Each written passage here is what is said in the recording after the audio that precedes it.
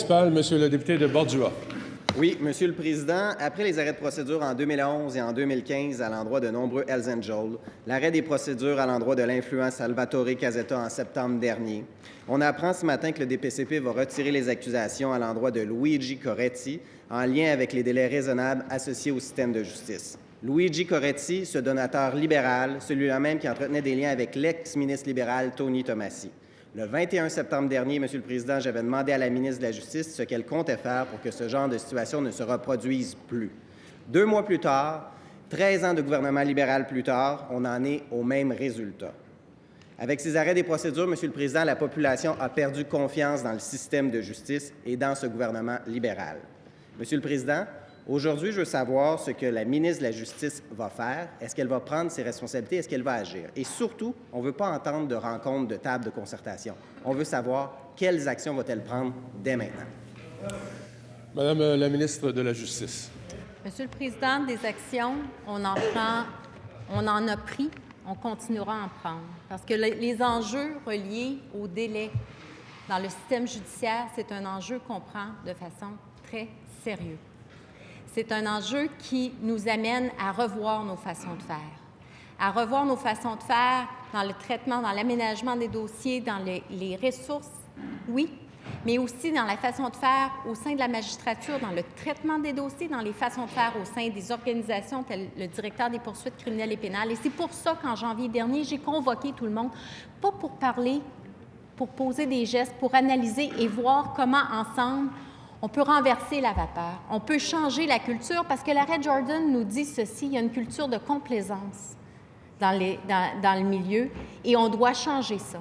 Alors, pour changer cette perception, bien, chaque intervenant a des gestes concrets à poser, et on va le faire, et j'ai mobilisé les gens. Je ne me suis pas assis sur mes mains.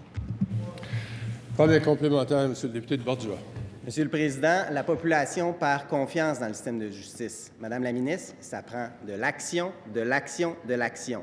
Ce que vous avez proposé, ça ne marche pas. Il n'y a rien. La preuve qu'on a, c'est qu'encore une fois, Luigi Coretti va être libéré. Il ne subira pas son procès, malgré les crimes dont il est accusé.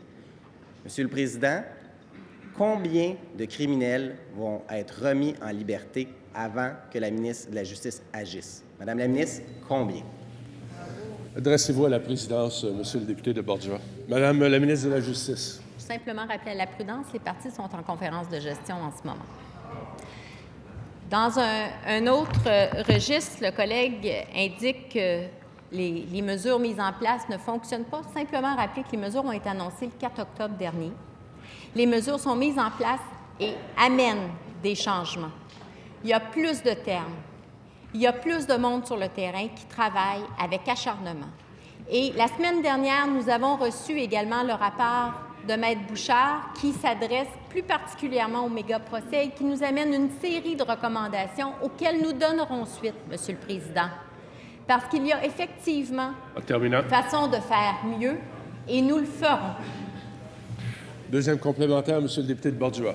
Monsieur le Président, le bilan de la ministre n'est pas reluisant. Ça fait 3 ans qu'elle est là. Il y a énormément d'arrêts des procédures qui sont prononcés.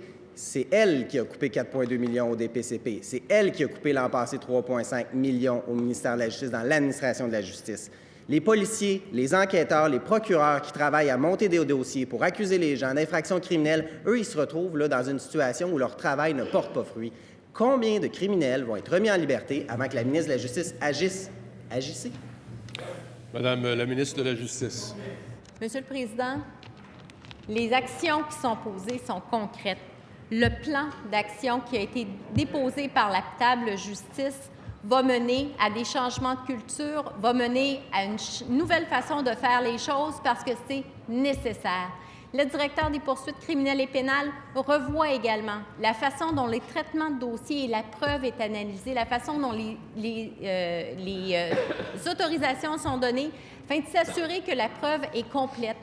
Monsieur le Président, on a augmenté le nombre de termes et on travaille afin de changer les choses et de modifier la culture actuellement en place.